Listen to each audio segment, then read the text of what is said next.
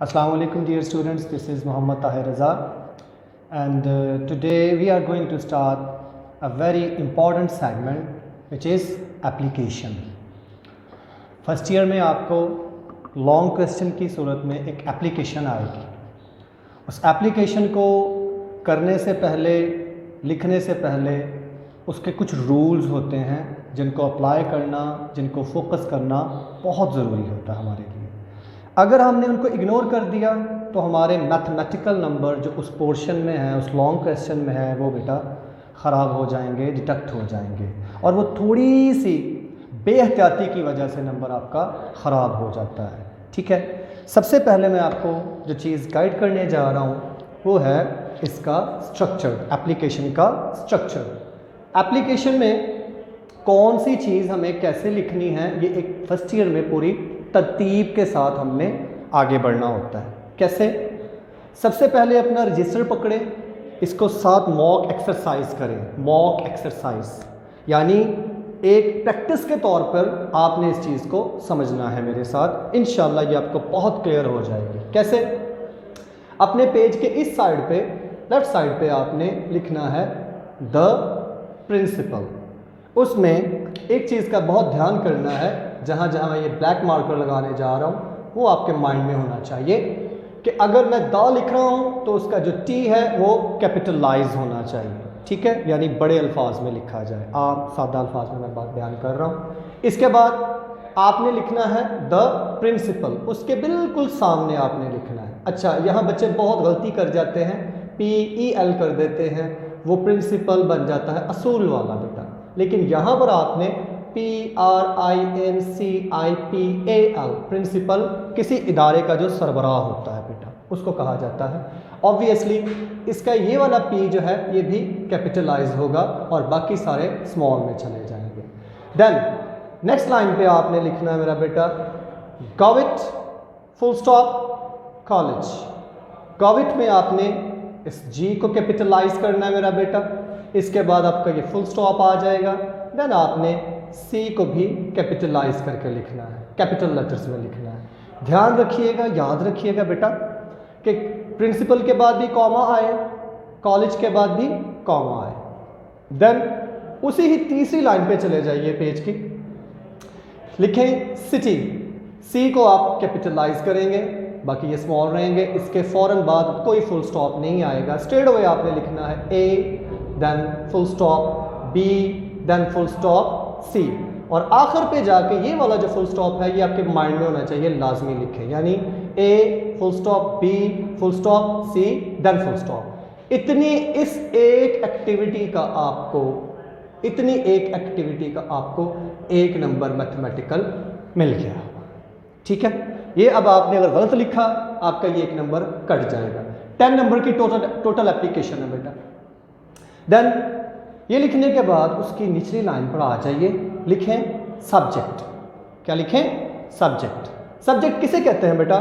Subject उन्वान को कहते हैं, जिसमें हम बयान करते हैं कि व्हाट इज़ इट फॉर, ये किस चीज़ के लिए मैं लिख रहा हूँ। मिसाल, मैंने एक एप्लीकेशन का टाइटल लिखा है, सब्जेक्ट लिखा है application to the principal for leave, यहाँ फुल स्टॉप लगा दीजिए।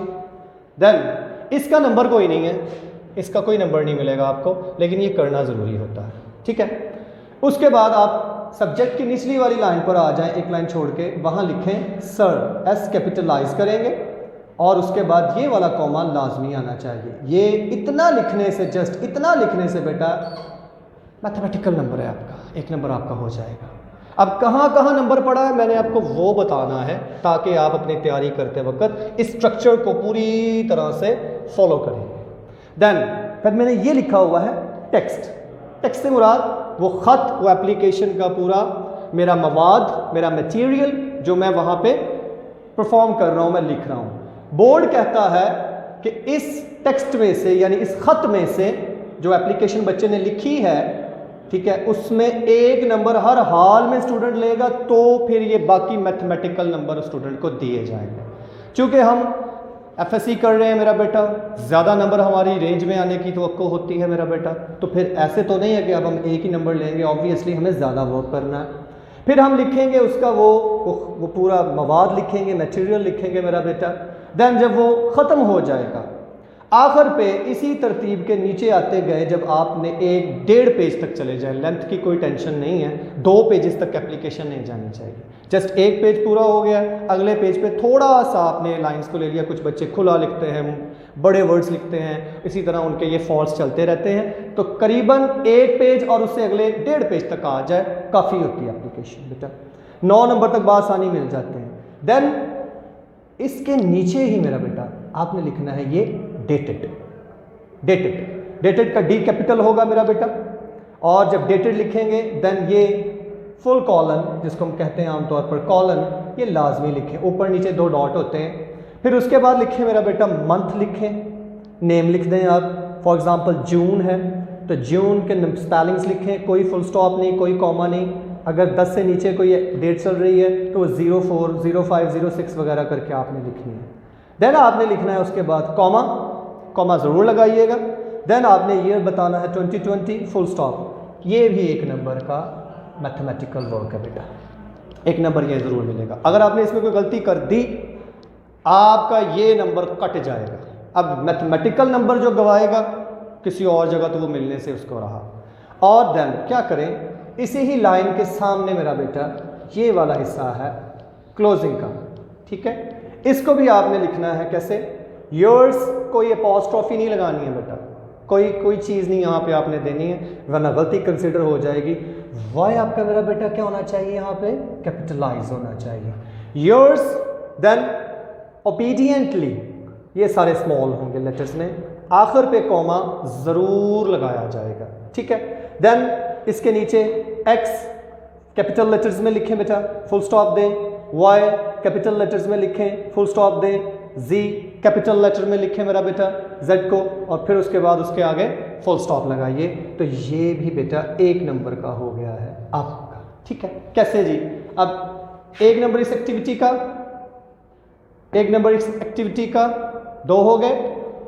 1 नंबर बेटा इस एक्टिविटी का, और आखिर पे 1 नंबर इस एक्टिविटी का। तो ये आपके टोटल बन गए बेटा 4 नंबर्स। 6 नंबर क्या आपका ये जो मवाद उसमें लिखेंगे, जो आप टेक्स्ट लिखने जा रहे हैं, जो मटेरियल आप प्रोड्यूस करने जा रहे हैं, वो 6 नंबर का होता है। अब आप गौर करें, अगर आप इसमें कोई ग्रामेटिकल मिस्टेक नहीं करते हैं, कोई गलती नहीं लिखते हैं, ठीक है, बिल्कुल सही लिखते हैं, 5 नंबर तक मेरा बेटा बाआसानी आपको एग्जामिनर इसमें से दे देता होता है। 5 ये हैं, 4 ये नंबर अगर आपको मिल जाते हैं तो 10 में से आपके 9 नंबर बाआसानी हासिल हो जाते हैं। हमारे यहाँ पर बच्चों ने अल्हम्दुलिल्लाह इंग्लिश में मेरे पास अल्हम्दुलिल्लाह 96 नंबर तक स्टूडेंट्स हमसे लेकर यहाँ पर इंग्लिश में जाते रहे हैं। और इंशाल्लाह जब आप आएंगे आपको भी इसी स्ट्रक्चर पे मैं इंशाल्लाह तैयारी करवाएंगे हम सारे, और फिर इंशाल्लाह उसमें आपको ये काम दिया जाएगा, आपको पूरी तरह हम परफॉर्म करवाएंगे। तो पहली एप्लीकेशन मैं पढ़ने जा रहा हूँ। पहली एप्लीकेशन, इसके लिए आप हेल्पिंग बुक ले सकते हैं, सनशाइन ले लीजिए, लर्नर ले लीजिए मेरा बेटा, कोई भी जो है आप उसको परफॉर्म कर सकते हैं, ठीक है। एप्लीकेशन आप सनशाइन ले लीजिए या लर्नर्स ले लीजिए, दोनों किताबें जो हैं वो इसके ऊपर आपको क्लियर कर देंगी आपके आइडिया को, ठीक है। पहली एप्लीकेशन है जी, write an application to the principal of your college for leave. जो मैंने टाइटल लिखा है वही एप्लीकेशन भी मैं आपके सामने पढ़ने जा रहा हूँ। आप अपनी हेल्पिंग बुक ले लें मेरा बेटा, वहाँ से आपकी तैयारी आप शुरू कर दें, अपना टाइम वेस्ट मत कीजिएगा। देखें जी, स्टार्टिंग होती है उसकी मोस्ट रिस्पेक्टफुली। जब आपने कभी ये लिखना है ना एप्लीकेशन के स्टार्ट पे मोस्ट रिस्पेक्टफुली वगैरह, तो आपने हर हाल में उसके बाद क्या करना है, आपने उसके बाद कॉमा लिखना है मेरा बेटा, लाजमी लिखना है, ये गलती कंसीडर हो जाती होती है मेरा बेटा, ठीक है। एप्लीकेशन में स्टार्टिंग पे most respectfully, it is stated, it is said, इस तरह की कोई भी बात होती है तो उसके बाद आपने आखिर पे कॉमा लिखना होता है, वरना वो आपका सेंटेंस गलत कंसीडर हो जाता है, ठीक है। Most respectfully, it is stated, अब पहले आपने मोस्ट रिस्पेक्टफुली कह लिया, कॉमा लगा दिया, उसके बाद की ज़रूरत नहीं रह जाती। इट इज़ स्टेटेड बयान किया जाता है that I have been ill, कि मैं बीमार रहा, विद फीवर, बुखार हुआ मुझे, फॉर द लास्ट 3 days, पिछले साबका 3 दिनों में। आई एक्सपेक्टेड, तवक्को तो थी मुझे, टू रिकवर सून, कि मैं जल्द ही सेहतयाब हो जाऊंगा, बट द फीवर प्रोलॉन्ग्ड, लेकिन मेरा जो बुखार था वो काफ़ी लंबा हो गया, काफ़ी देर पा हो गया। अल्टीमेटली, आखिरकार, आई डिसाइडेड, मैंने ये फैसला किया, to get myself medical checked, कि मैं क्या करूं, अपना खुद का मुआयना करवाऊं। I went to a doctor, मैं एक डॉक्टर के पास गया, एंड एक्सप्लेन्ड, और वजाहत की, the whole problem to him, अपनी सारे मसले की उसके सामने। ही आस्क्ड मी, उसने मुझसे कहा, to get my blood examined, कि मैं अपने खून का, मैं अपने ब्लड का मुआयना करवाऊं, इन द लेबोरेटरी, अपनी कहाँ पे, लेबोरेटरी में। Okay, after the blood examination I got the reports, मैंने अपनी वो रिपोर्ट्स ली, एंड प्रोसीडेड, और गया कहाँ, टू माई डॉक्टर, अपने डॉक्टर के पास। आफ्टर रीडिंग द रिपोर्ट्स, उन रिपोर्ट्स को पढ़ने के बाद, ही टोल्ड मी, उसने मुझसे कहा, that I had cot typhoid, कि मुझे टाइफाइड बुखार हो गया हुआ। ही प्रिस्क्राइब्ड, उसने प्रिस्क्राइब की, तजवीज़ की, मेडिसन्स एंड एडवाइज्ड मी, और मुझे नसीहत की, a complete bed rest for 2 weeks, मुकम्मल एक आराम की 2 हफ्तों के लिए। मैं आपके सामने रीड कर रहा हूँ, आप लिख भी सकते हैं। ही prescribed medicine and advised me a complete bed rest for 2 weeks. Therefore आपने लिखा है, कॉमा लगाएंगे, मेरा बेटा ट्रांजिशनल डिवाइस है, जब भी कभी therefore, sometimes, however, ताहम के सेंस में आए, nevertheless, nonetheless वगैरह वगैरह, ये वाले जब भी ट्रांजिशनल डिवाइस यूज होते हैं उसके बाद आपने कॉमा लगाना होता है बेटा। Therefore I am unable, मैं कासिर हूँ, to attend the classes at least for a fortnight, 15 दिनों के बाद की जो रात होती है, मतलब एक हफ्ता गुजर गया, फिर एक हफ्ता आ गया, उस एक हफ्ते का जो सैटरडे वाला दिन होगा, वो जो नाइट होगी, that would be called a fortnight. I request you to grant me leave from April से लेकर या जून, जो भी आपका वो टाइम स्पैन है, वहाँ से लेकर आपने डेट बतानी है कि मुझे इस डेट से लेकर इस डेट तक 15 दिनों की एप्लीकेशन चाहिए। सपोज़ मैं अप्रैल की बात कर रहा हूँ, जो मेरे सामने लिखा हुआ है, वहाँ से मैं देख रहा हूँ जी कि हमने इतनी डेट में इतनी देर का करना है, तो वो टाइम बताएं। The recommendation of the doctor, वो जो रिकमेंडेशन है डॉक्टर की, तजावीज़ जो हैं, एंड द रिक्वेस्ट, और जो दरख्वास्त है फॉर द लीव के लिए, फ्रॉम माई पेरेंट्स, मेरे पेरेंट्स की तरफ से, आर अटैच्ड, वो भी लफ कर दी गई हैं, साथ में ला दी गई हैं। I promise as soon as I join the class again I will make utmost efforts to make up for the missed lesson. Make up, तलाफ़ी करना, यानी जैसे ही मैं वादा करता हूँ, जैसे ही मैं अपनी क्लासेस में दोबारा आऊँगा, मैं जो मिस्ड क्लासेस हैं, उनमें जो लेक्चर्स हैं, मैं उनको दोबारा ठीक कर लूँगा, दोबारा बेहतर कर लूँगा। माई प्रायर, मेरा पहला जो है रिकॉर्ड, जो मेरा निज़ाब है, जो मेरा रिकॉर्ड है, वैलिडेट्स, वो तस्दीक करता है my diligence and dedication to studies, जो मेरी डेडिकेशन है स्टडीज़ के लिए, जो मेरी लगन है, उसको वो वाज़ेह करता है। I will undoubtedly be utterly obliged, बड़ा मैं आपका ममनून होऊंगा, बड़ा शुक्रगुजार होऊंगा, if you take my application into consideration, अगर आपने मेरे इस एप्लीकेशन को कंसिडरेशन किया, उसके ऊपर तवज्जो दी, उसके ऊपर अगर आपने मोहब्बत की, वगैरह वगैरह।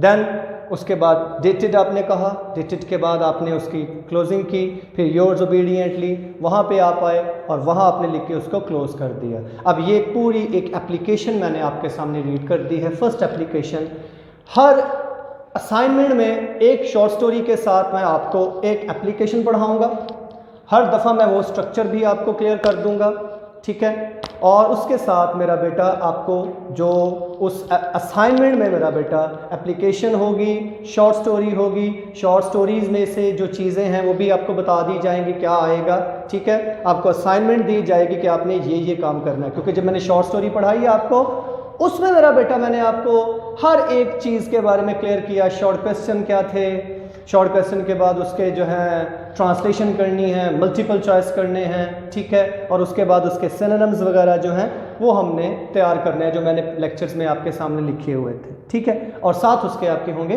Pair of words. इंशाल्लाह नेक्स्ट लेक्चर में आपके साथ मैं पेयर ऑफ वर्ड्स डील करने जा रहा हूँ। तो ये हुई हमारी एप्लीकेशन, मैंने पढ़ भी दी है आपके सामने, रीड कर दी है, आप लिख सकते हैं, या फिर आप हेल्पिंग बुक ले लें, मेरा बेटा सनशाइन ले लीजिएगा, वहाँ से आप इसको बआसानी अपनी इस एप्लीकेशन को लिख सकते हैं, ठीक है। ये असाइनमेंट की सूरत में आपका सेल्फ स्टडी वर्क होगा मेरा बेटा। अगर आप ये कर जाते हैं तो आपको कोई टेंशन नहीं होगी, आपकी साथ साथ तैयारी घर में बैठे वो जारी है। असाइनमेंट लाजमी तैयार कीजिएगा। अगर आपने असाइनमेंट ना की, हमारा तो ये काम होगा ही आपके साथ, लेकिन फिर वो फ़ायदा कोई नहीं होगा आपको दोबारा उसको तैयार करना पड़ेगा। हाई टाइम है आपके पास, घर में बैठे हुए बआसानी आप इसको तैयार कर सकते हैं।